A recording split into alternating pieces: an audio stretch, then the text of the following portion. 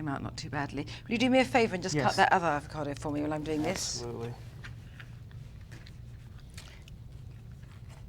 I'm going to take... There we are. There you go. I mean, the only thing that matters here is that the avocado is ripe, and that's one of the hardest things, because of course, sometimes avocados get pressed so often while people test to see if it's ripe. What happens is they go squidgy on the surface, and they're not. But these are incredible. When did you come up with this? My husband really likes watching like NASCAR and things like that, and I find it puts me in a kind of stupor as I hear the cars go round, as I sit there thinking about what I'm going to cook. It's creative use of time. No, really. Is there recipes that you, I mean, this obviously worked for you because you know what goes with what, but are there recipes that you thought that would go together and you're like, oh, this totally doesn't taste what I thought it would? Yes, sometimes there are recipes that I just think in the end, they don't work. Sometimes they don't work and you have to jiggle about a bit, but I have a kind of 3 strikes and you're out rule, because I feel if it doesn't work after the 3rd try, it's not meant to. It's I was like going to snip in. They say you should try a restaurant 3 times before you make a judgment on it. But you say that as a restaurateur. Definitely. No, one time for us. I'm going to put just a couple of scallions, and I just think it's just easy just to use scissors. It does. Not everyone has to be, you know, a chef in the kitchen, and it's really... Well, I'm incredibly clumsy. I mean, I always say to people, when they say that they're not qualified, I say, listen, you know, if you had to be a chef or you had to be an expert to cook, then the human race would have fallen out of the evolutionary loop a long time ago. Because makes sense, doesn't it? Absolutely, it does. There has to be room for those of us who are not experts. Now I've got those lovely pickled jalapenos. Okay, about 1/4 cup. I'm just going to use this to chop them just because it's quicker. Now the jalapenos are mild. Would you put habaneros or anything in there if you wanted it extra spicy, if you wanted to? I think so, but I think that these gives, for me, plenty heat enough. But as you know, all cooking is about taste, and people have different taste. And, you know, I came up with these because I wanted this slightly vinegary tang that they have when they've been pickled. But, you know, if you didn't have these to hand, you could have, you know, could use those little like sweet and sour cucumber, just chop them up. I think all cooking has to be about changing things to your taste. This, for me, is like a blueprint, but it certainly isn't gospel. Right. Anyway, you can you have the freedom look at beautiful colours too. It really is beautiful colours. I mean, there is something dangerously addictive. It should carry some sort of warning. It's going to get this plate. This is how I like to serve it, really. So I find these very natural blue corn chips fabulous because they haven't got salt in them. And you don't need any extra salt because the blue cheese is there. And a few crudité, like some raw peppers, radishes, sugar snaps. And it is all very healthy, very healthy. Yeah, I always have those excuses myself. As you say in the recipe I read too, it has an eat me quality. And it sure does. I'm just going to pile this up. I've got a bit left here, but we can always sneak the odd bit. I'm just going to dust this bit with paprika, and I'm going to let you dip a chip in. Can fire with the paprika.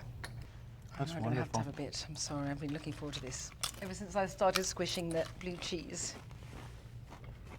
It is great, isn't it? And you know, I think it'd be wonderful in a baked potato as well.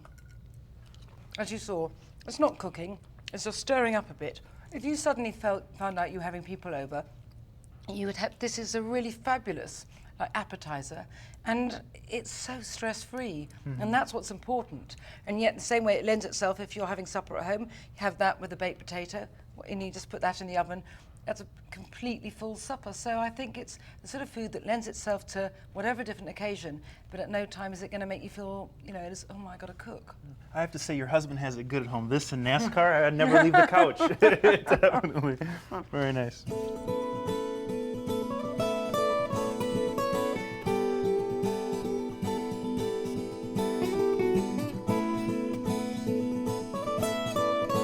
For the flash fried steak, what cut do you prefer? Well, I think the only important thing is that it hasn't got a bone and that you need it cut 1/4 inch thick. Now, the chances are you're not going to see that, so you just have to know you can always ask a butcher, I'm sure. I say that confidently. Would it be possible to cut those strip steaks about 1/4 inch thick, 2 of them? No problem at all. Oh, great, thanks.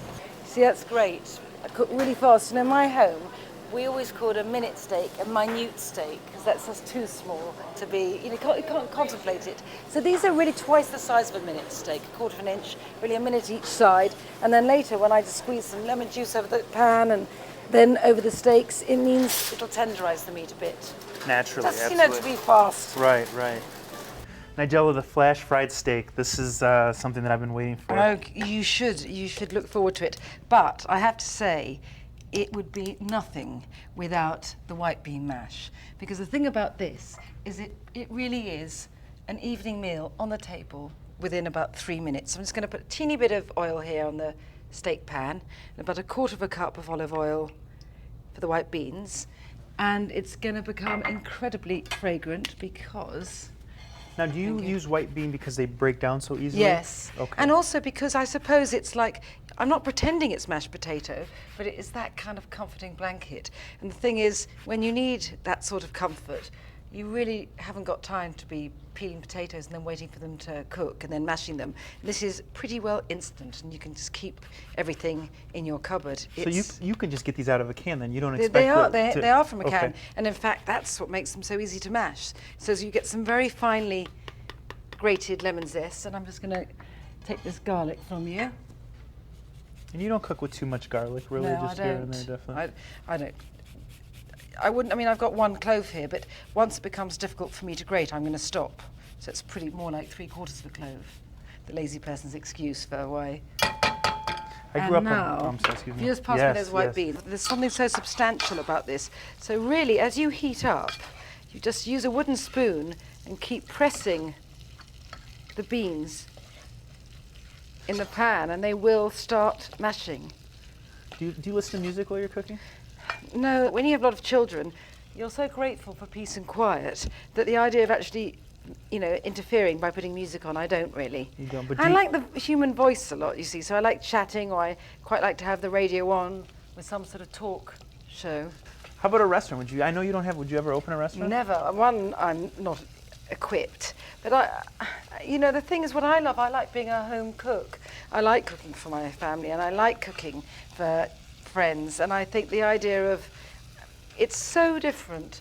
As you know, being a chef is theatrical, and it somehow takes a sort of different sort of personality, and I couldn't do the hours. You know that rosemary, that beautiful rosemary, I'm just going to lie it here on top, just to let it infuse a bit. I like how you did that. You didn't break, you just put the whole rosemary in there. Because I think you don't want all the needles everywhere. Trying to be a bit practical.